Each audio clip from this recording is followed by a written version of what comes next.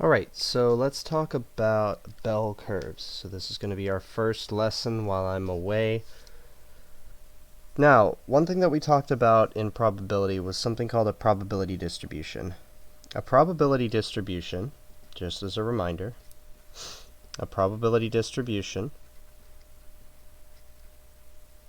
is a function, and it gives the probabilities of occurrence of different outcomes in an experiment. Let me clear out. Yeah, okay, there we go. So probability distribution, it's a function, and it gives the probabilities of different things occurring.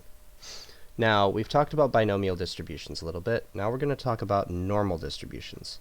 And normal distributions, as you can see, most data follows a normal distribution.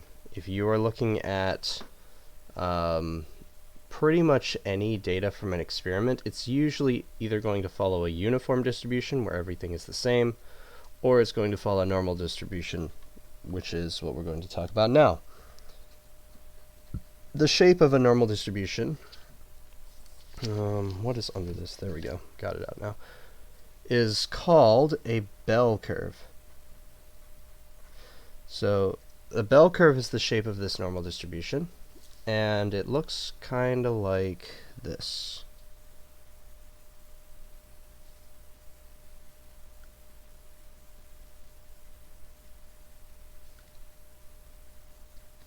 Just like that. Alright, it's actually even on both sides. So yeah, maybe make that a little bit shallower there. But yeah, it's even on both sides. It's supposed to be symmetrical. Alright, now, there are a bunch of things that we have to label here.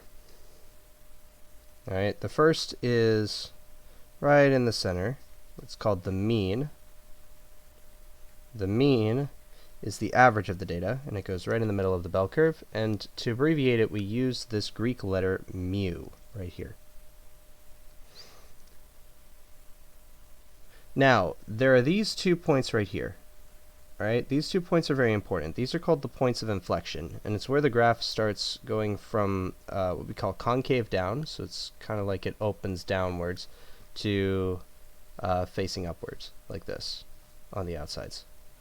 Alright, now this point of inflection is where our second part of the bell curve is. Alright. And more specifically, we have to define something called the standard deviation. Alright, the standard deviation is the distance between the mean and the point of inflection. So it's the distance between the mean and the point of inflection.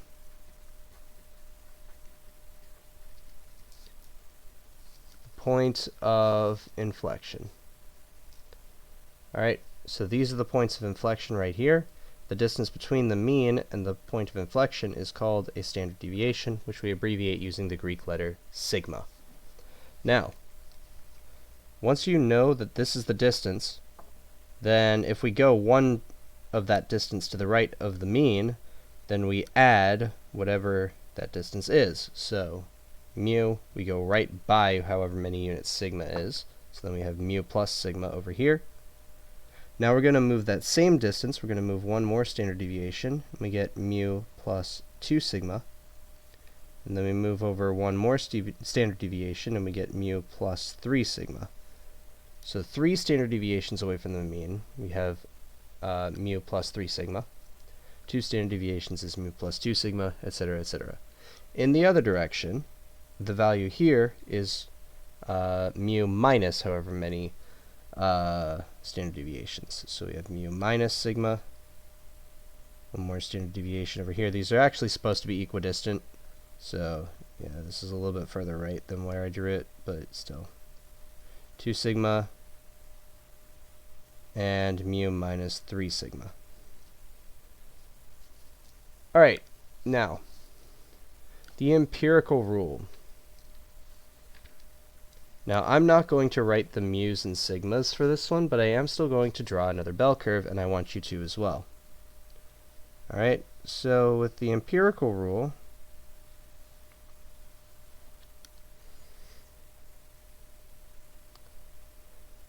the important thing about normal data The important thing about normal data isn't just the shape, but the fact that the percentage of data that lies within each interval, so the percentage of data that lies between mu minus sigma and mu, for example, is constant, and it is always the same.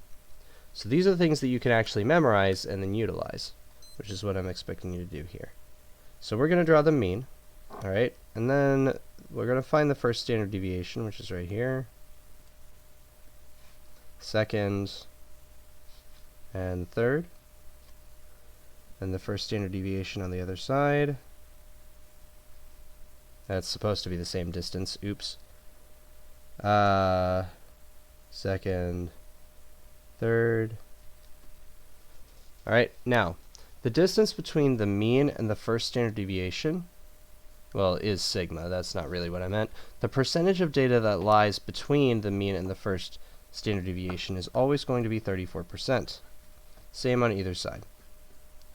What this means is that between the first standard deviation, so mu minus sigma, and the other first standard deviation, we have a grand total of 68% of the data. Alright, so that means that 68% of the data lies within one standard deviation of the mean on either side. Alright, the next sector is between standard deviations 1 and 2, which is 13.5% of the data.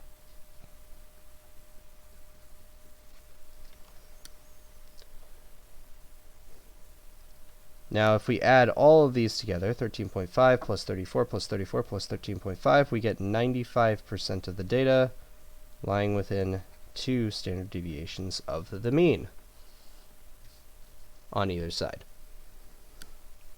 For the third standard deviation, between standard deviations 2 and 3, we have 2.35% of the data, giving us a total of 99.7% of the data lying within 3 standard deviations of the mean.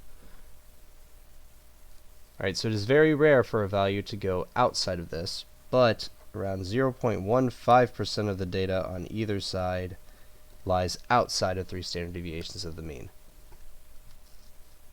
on either side. So this is 0.15, this is 0.15, and when we add all 8 of these together, we get our 100%.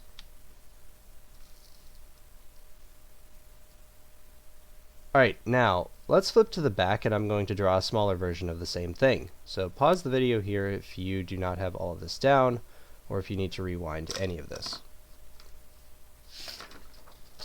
Alright, so now what we're going to do is I'm going to draw a bell curve at the very top here, and I'm going to draw it a little bit smaller than the way that I drew it before. Alright.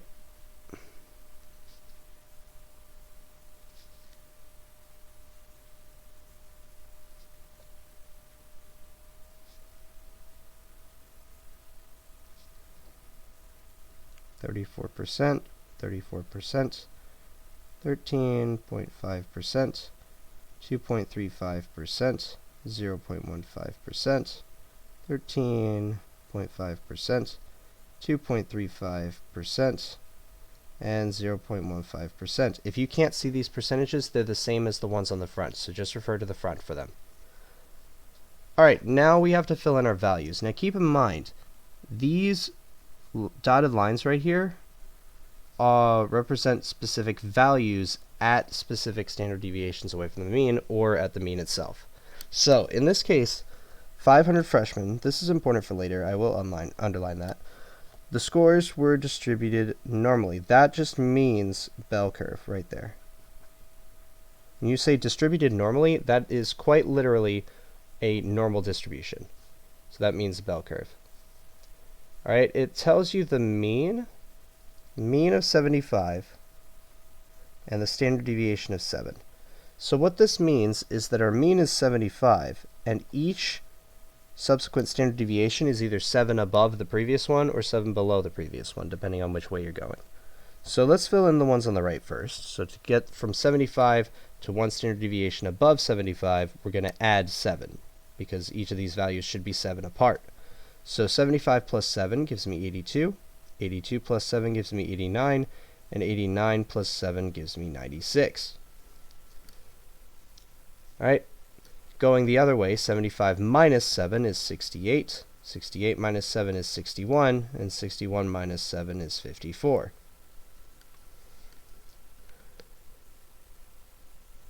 Now, why is this useful? Well, let's answer question letter A. What percentage of scores are between the scores 61 and 82? So from 61 to 82, that includes all of the values here, because 61 is right here, 82 is right here, so that includes all of the data right here. So that includes a 13.5, a 34, and another 34. We're going to add all of the percentages together. So that's 34 plus 34 is 68, plus 13.5 should be 81.5% of the data. And that's how you do it. Because it's 13.5 plus 34% plus 34%. And that is equal to 81.5% of the data. Because we're looking at everything between 61 and 82. Those are the three values that we have to add.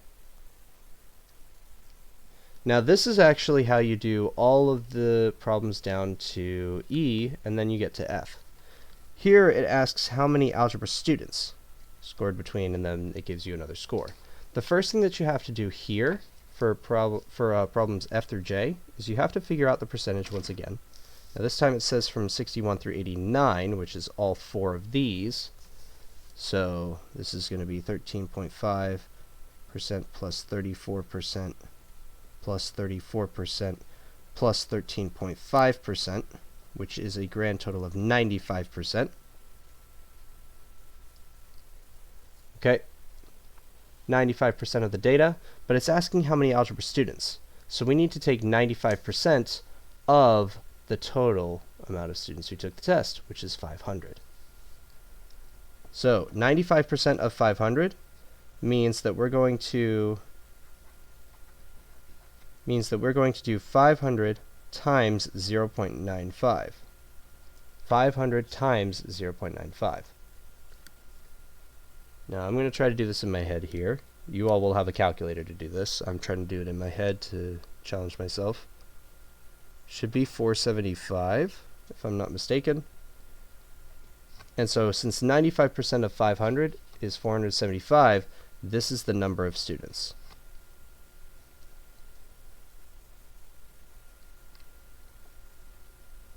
So 475 students out of the 500 scored between 61 and 89. That's 95% of them.